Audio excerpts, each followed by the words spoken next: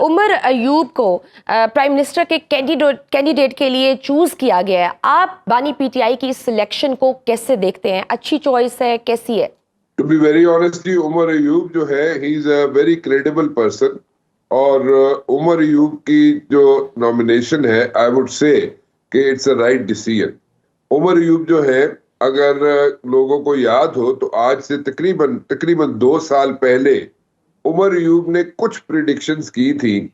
और वो प्रिडिक्शंस ये थी कि बिजली के यूनिट कहाँ तक पहुंच जाएगा, पेट्रोल की प्राइसेस कहाँ तक पहुंच जाएंगी, और इसके साथ साथ गैस जो है उसके जो बिल है वो लोगों के कहाँ कहाँ तक पहुंच जाएंगे। उसने एक प्रिडिक्शन की थी मेरे शो में। And I to tell you very honestly, at that very time I thought कि थोड़ी सी एग्जैजुरेशन है उमर अयूब साहब की तरफ से, लेकिन मेरे ख्याल में वो लोअर साइड पे बात कर रहे थे। आज जो हालात है और जो उन्होंने प्रिडिक्ट किया था उससे कई गुना ज्यादा बिजली के गैस के बिल जो है हो चुके हैं, पेट्रोल की प्राइसेस कई गुना ज्यादा बढ़ चुकी है। अब वो प्रिडिक्शंस एक तो साइड पे रख दे, उसके अलावा अगर पॉलिटिकल कैरियर की बात की जाए तो आई पर्सनली थिंक कि पीटीआई के अंदर एक सेन शख्सियत है जिनका नाम उमर अयूब है।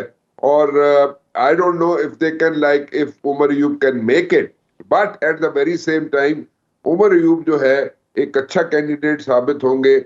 और अगर वो लेकिन कुछ लोग हुकूमत तनकीद भी कर रहे हैं कि वो काफ लीग में रहे, नून लीग में रहे, फिर वो पीटीआई में आ गए, पार्टियां बदलते रहे, लॉयल्टीज चेंज हो रही है, वफादारियां चेंज हो रही हैं। देखें, एक चीज जरा याद रखें, वो तो यहाँ पे कई लोग ऐसे हैं जो कि अपनी पार्टियां चेंज करते रहे हैं। अगर उस एंगल से देखा जाए तो फिर तो यहाँ पे मेरे ख्याल में मेजोरिटी जो पॉलिटिशियंस हैं उन पे तो हरफ उठना शुरू हो जाएंगे, उंगलियां उठनी शुरू हो जाएंगी।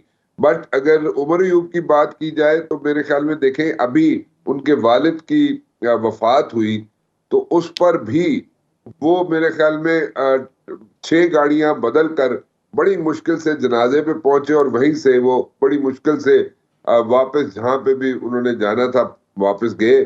और लेकिन आई वुड से कि he is a capable person, पढ़ा लिखा आदमी है। He knows how to govern, he knows how to pull things, and he knows his job very well.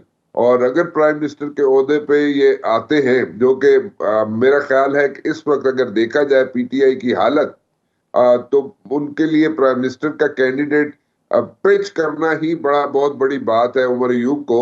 लेकिन अगर ये कहा जाए कि वो ही विल मेक इट, तो उसमें चांसेस बहुत ब्लीक है। पीपल्स पार्टी की पॉलिसी क्या है? एक तरफ तो धांधली की शिकायत करते हैं, स्पेशली सिंध में, कि उनका मैंडेट चोरी किया गया, और अब कह रहे हैं कि हम सिस्टम को चैलेंज भी नहीं करेंगे। ये कॉन्ट्रोडिक्शन नहीं है? देखिए, मैं आपको एक बात बताऊं, सिस्टम को चैलेंज ना करना पीपल्स पार्टी की एक बहुत बड़ा अच्छा स्टेप है। और उसका रीजन ये है कि अगर आप सिस्टम को चैलेंज करेंगे तो फिर वो बात वही आ जाती है कि फिर आप जो है ना एबीसी से शुरू करना पड़ेगी हर चीज आपको। और जैसे आप देखें, जीडीए एहतजाज पे निकल पड़ी, जेयूआई एहतजाज पे निकल लगी, और मौलाना फजल रहमान साहब तो फ्रंट फुट पे आके खेल रहे हैं कि जनाब और फैसले हम पीटीआई मैदान भी। में होंगे। पीटीआई भी आ गई, जमात इस्लामी भी आ गई, तहरीक लब्बैक भी आ गई।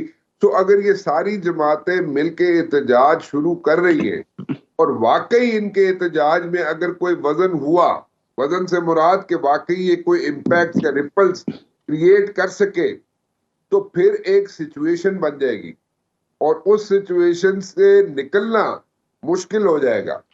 देखिए, आगे ऑलरेडी यहाँ पे एक मसला है। वो मसला ये है कि जनाब ठीक है, पहले तो अल्लाह अल्लाह करके यहाँ पे इंतखाबात हुए। इंतखाबात के बाद ठीक है, आई अंडरस्टैंड कि भाई हम लोग भी बैठे रहे, आप भी बैठे रहे, हम सब लोग बैठे रहे, रात को इलेक्शंस के रिजल्ट्स डिले हुए। जो एक्सपेक्टेशंस थी या जो लोग एक्सपेक्ट कर रहे थे या जो लोग समझ रहे थे, कैलकुलेट कर रहे थे, कैलकुलेटर्स लेके बैठे हुए थे कि जनाब इतनी सीटें निकलेंगी पीटीआई की या इतनी पीपल्स पार्टी की या इतनी फला फला जमातों की, वो एक्सपेक्टेशंस पूरी नहीं हुई। सो मच सो कि नून लीग की भी एक्सपेक्टेशंस पूरी नहीं हुई।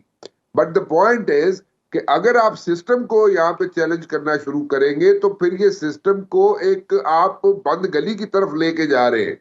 और सिस्टम को अगर आप बंद गली की तरफ लेके जाएंगे और आप किसी भी हुकूमत को नहीं चलने देंगे, तो फिर आप कहां पे एंड अप कहां पे होगा?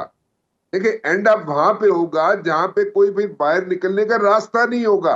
मैं बार बार यहाँ पे रिक्वेस्ट कर रहा हूँ, इल्तिजा कर रहा हूँ, वो ये है कि देखे, ऑल क्या हम एक डेड एंड की तरफ जा रहे हैं? टुगेदर डेड एंड जा रहे हैं। आपको पॉलिटिशियंस को मिलके बैठ के चलना पड़ेगा। दूसरी बात ये है, अगर नहीं चलेंगे ना, तो फिर मैं दोबारा रिपीट कर दूं, किसी को अच्छी लगे बुरी लगे बात, लेकिन मैं आपको दोबारा रिपीट कर देता हूँ, अगर पॉलिटिशियंस अभी नहीं बैठेंगे, if they are not on one page now, as of now I am talking, तो उसका फिर एंड रिजल्ट जो है वो अच्छा नहीं निकलेगा। ठीक है। अच्छा, दूसरी बात ये है कि जनाब, पीपल्स पार्टी जो है इस वक्त फोकस करके बैठी हुई है और आसिफ जरदारी साहब प्रेसिडेंट ऑफ पाकिस्तान बनने के लिए तैयार है। बिल्कुल सही। अरीक राजी साहब, जैसे पीपल्स पार्टी चैलेंज सिस्टम को नहीं करेगी। कंप्लीट कर लूं जी जी, मैं एक बात कंप्लीट कर। आसिफ जरदारी साहब जो है वो प्रेसिडेंट बनने के लिए तैयार बैठे हुए, but at the very same time देखे, ये जो बातें हो रही है इस वक्त एहतजाज की, और ये एहतजाज की जो बातें चल निकली हैं, ये कोई अच्छा शुगर नहीं है। ये प्लीज ट्राई टू अंडरस्टैंड। इससे पॉलिटिकल अनसर्टेनिटी, पॉलिटिकल अनस्टेबिलिटी होगी, और फिर दोबारा रिपीट करता हूं, जिसकी वजह से सारा सिस्टम जो है वो कॉम्प्रोमाइज हो सकता है।